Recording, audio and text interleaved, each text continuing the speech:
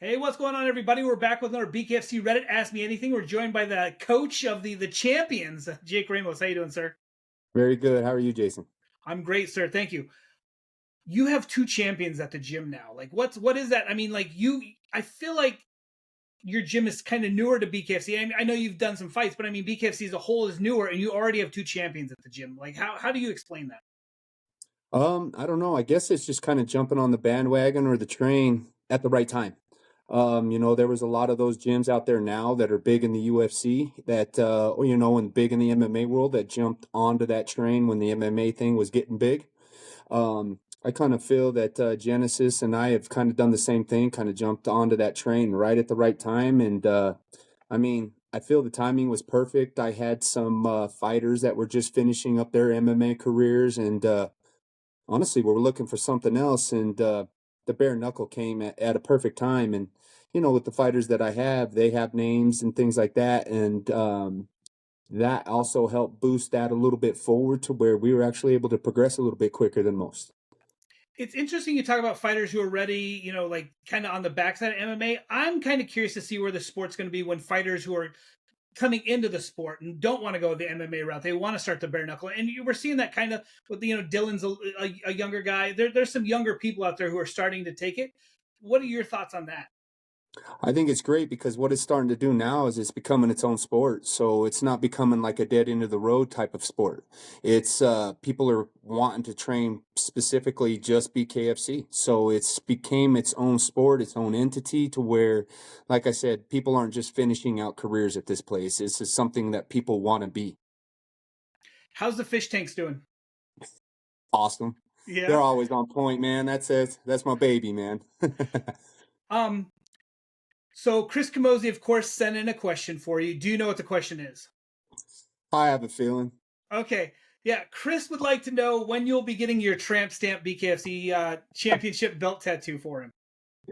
Oh man, I hate to tell you, man. That was last fight. That was last fight. I told him this fight we both have to get it together. Makes sense to me. We could stare at each other's eyes and just get our backs tatted. What does it mean for you? I mean, you've had Kamosi a long time, and for him to finally reach that world championship, get. I mean, he's been almost there, and he finally gets over the hump. What's that like for you? You know what? That's the reason why I train is to help these guys get to their ultimate goal, get to the what all these years that they sacrificed. To watch them get to that point to where they actually get that victory and they get that belt around their waist, or it's not even always about a belt around their waist. They get that victory that they really wanted. Sometimes at the end of the day, that's what it is. But to see them get that it's an amazing feeling because when you look into your fighter's eyes and you see it's a different type of emotion. You Sure. see them like the gratitude, the thanks, the stuff of almost like he would look at me like I was his dad or something. Sure. To just look at me just like we did it, and that's an amazing feeling. I mean, I wish I could explain how that feels. It is kind of interesting. You see, like we saw it this weekend. There was a fighter in the UK. His dad got up in the ring, and you could tell it was just such like the feeling of relief and excitement. Like you just said, I don't know that there's any way that you could ever put it into words. I mean, we can see it a little bit, but like the coach is like the father figure, and like I said, it's so beautiful. Absolutely. And like I said, you see the sacrifice. You see what they sacrifice. You see what they have to do. They put their life on the line. They put their life on hold. They put their loved ones on hold. And, for it to all have a result like that, it just makes it feel like it was for nothing or not for nothing. I'm sorry. Sure. Okay, so this one came from Keegan. He wants to know. He said BKFC loves Coach Jake's hand wraps. The commission and everyone, even the fighters and other coaches. Does wrapping hands for him have a special kind of significance in the process of getting his fighter ready for battle? Oh, 100%. Keegan, great question, man. Keegan knows the feeling. Sure. When you're getting your fighters hand wrap or getting his hands ready for war. It's like that general giving all his military men all their armor and everything else and just talking them up and getting their mind right before they go and complete this huge task that they're about to do. So when I get to wrap my hands, that is my moment that I connect with my fighter. So, the chills that are going through my body, the words that we're speaking, the the eye contact. You know what's crazy is you can actually see an eye go, a pupil go completely black. Okay. And yeah, and when you see that type of lock in, that's another feeling where you're just like, whoa, that's a different type of mode that a lot of people don't get to see as well either. So getting that hand wrap going that's my time for sure. Courtney Cameron said that you have a very special way that you wrap hands. In her first couple fights, somebody else had wrapped her hands, but once they discovered, I guess you taught the guy prior to her fight how to do it, and she said hmm her hands have never felt better than after you wrap them. So, like, what? I mean, is it something you've just developed yourself, or is it like an old style technique or something? Or You know what? It is something that I have developed myself, but I've been taping hands for almost 30 years now. And I mean, I've developed a really good style of rap to where it just kind of rolled off of that one. So, okay. just knowing, I guess, how to wrap a complete hand, getting that bare knuckle wrap wasn't a hard thing to figure out, really. It's just knowing where to have it tight, where to have it loose, telling them when to open a hand, telling them when to make a fist. That type of stuff is what makes that wrap very important because your hand's open at a different shape than it is when it's closed. So certain tape and certain gauzes go over certain areas, and if you have it the wrong way, all you need is a pressure point when you're punching a bowling ball, and you're going to break those hands. All right, we're gonna keep on Courtney. For one, she said after she started training with you, you changed her punches just like an inch, but her punches have gotten so much better. What, like, is it just a technique thing, or like, because she was saying that now she hits, instead of hitting with just two knuckles, she's hitting with all four. And you look at Patty's face, and you could tell she was hitting with all four. Just Absolutely. techniques, or It is techniques. First off, if you've worked with me and you've been around me, you know that my biggest thing that I preach is position. And when you have correct position, that's where power comes from in a punch to begin with. But there's a certain little technique that I have taught Courtney and all my bare knuckle fighters, and even now it's carried over into my MMA and boxers, which has added a ton of power as well. It's just a sweet little tweak, and that little bit of a technique has made a huge difference, honestly, in my entire gym. that BKFC belt's beautiful. I love it, but that Police Diamond Gazette belt is really cool. Did you get a hold of it Oh, yet? boy. Absolutely. You know what, Courtney? She left it with me for about a week, and I showed it off. And, Chris has yet to do the same, but, they always leave it with me. I encourage, because they always say that they would love to put it in the office or put it in the gym, but I encourage it. I'm like, man, you guys need to keep that. That's what you guys worked for. I mean, one day I would love to have it if it's something that you feel like you really want to. But right now, this is something you guys worked your entire life to get. You sit there, you hug it, you hold it, you look at it every night. Okay, so the past Denver card, you very successful. You only managed one loss, which was great. Although like Gertz was severely injured towards the beginning of the fight, so he fought with one arm basically the whole fight. Yeah. How do you have such a stable of killers? And like I said, they always seem to like every fight they improve. Like you look at Chris, he looked improved. You look at Marcus. Marcus looked phenomenal. Like that was a kind of goofy fight with the knockdowns and stuff, but Marcus looked really good. All your fighters seem to improve. They seem to get better, and you just have a stable of killers. Where does that come from? Well, the stable of killers has just come from the camaraderie of the gym, just because of the entire fight team that I have, between kickboxing, MMA, jujitsu, and even the boxing. Like we teach all that in Genesis, and with providing and being able to cater to all those styles, that's where a lot of these killers come from. It's being able to funnel in from all areas as opposed to where I'm just only getting a couple of boxing killers or just a couple of MMA killers. I'm starting to get them from all walks of combat sports, really. So with that, they're just all starting to come together. They're seeing what's happening at Genesis. They're seeing, exactly what you said. Fighters are getting better. We have a bare knuckle program there now.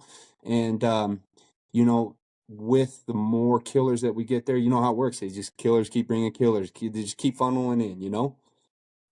How does someone like you not get burnt out? You coach almost every day. There's always a fight every weekend. You're traveling. We were going to do this podcast last week, but you were in Canada. How do you not get burnt out? You know what? I have my moments. I'm not Okay. gonna lie. There's probably a couple times a year, and you know what?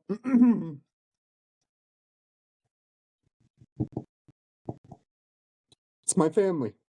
Okay. my wife, my daughter. Sorry about that, You're but good, they're the buddy. ones that keep me going. I mean, if anybody out there would even had a, just a speck of understanding of what my family has to sacrifice in order for me to get to where I'm at right now and reach these goals and watch my guys get these titles put around their waist, and and even just being on a talk show with you, it's not everybody gets there. You see what I'm saying? And Sure. I have been burned out many times, Absolutely. but my two girls, they're the ones that keep me going. So yeah, that's a great question. Sorry about that. No, you're good, buddy. We'll talk about something. Let's put a smile on your face and Oh, cheer I up your got a heart. smile on my face. Those are just, I love my girls. They do what they do for me. So that's my rock. Okay, so talking about the girls, were they at the Denver card? Did they get to see Kamosi and you and everybody win the belt? You know what my daughter did? My daughter and her boyfriend and her friends, they love coming to the fight. But my wife has so much invested in these guys. She looks at them like her kids as well. Sure. The last thing she likes to go over there is watch them and get in a fight. She'll watch them on TV. She'll stay home. She'll do her thing.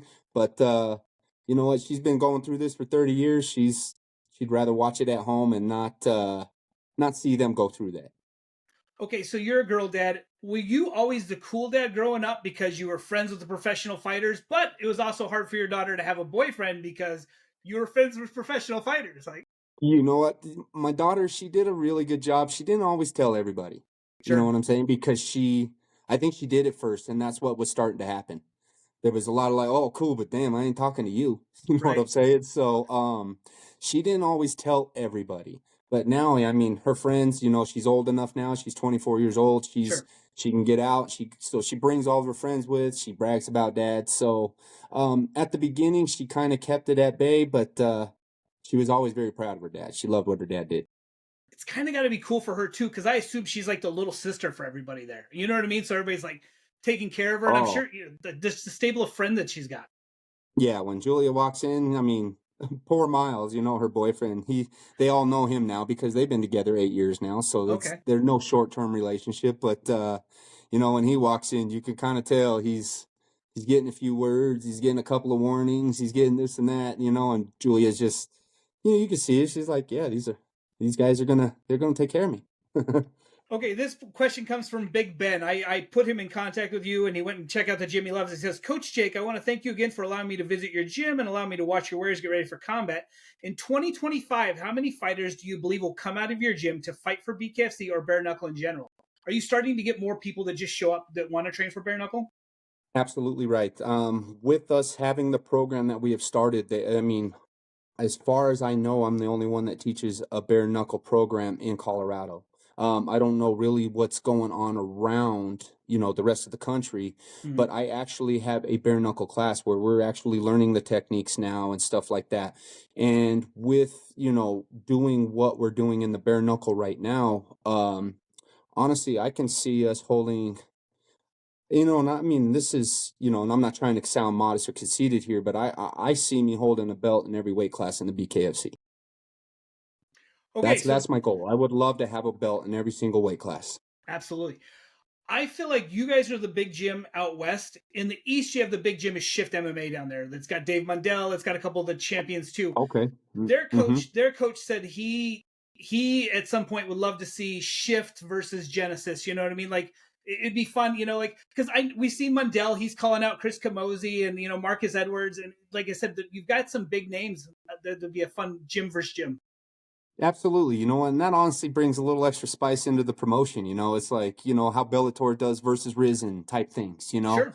It, it would be kind of cool, have a gym versus gym and maybe a little tournament out of it. But, at the end of the day, there's a ton of fighters out there. There's a ton of Sure. BKFC fighters, with holding a belt now, it gets a little bit different. We call the shots. It's the way it is. You know what I'm saying? So, I mean, at the end of the day, I'm always down for challenges and, stuff like that. And a little friendly rivalry would be great. Okay, so as people start to transition, we've in like Kat Paparocki is a great example. We were talking to her and she said, "Look, I was so bored with MMA, I needed something else." Are you Hmm. starting, like, I mean, do you see anybody else that's maybe starting to get a little bored with MMA that needs, you always need to keep something fresh and excited. Like, do you have anybody else that you see coming over anytime soon? Um, I do. I have a few others. I'm probably not going to mention their names right now just because I really haven't talked to them about it or anything. But Sure. I definitely have. I'm always going to have probably anywhere from 8 to 10 new fighters per year coming in to the BKFC from either MMA or boxing or just other background combative sports. Now, I don't know if this guy is one of the ones you were thinking about, but Kamosi keeps talking up this professional boxer, this young, like he said, he's got 100 fights and he's fantastic. And he told him that Sawyer was going to do the specific combo, so like to counter that, and he caught him. Is that guy on? Like, can you tell us about that gentleman? Absolutely. You know what?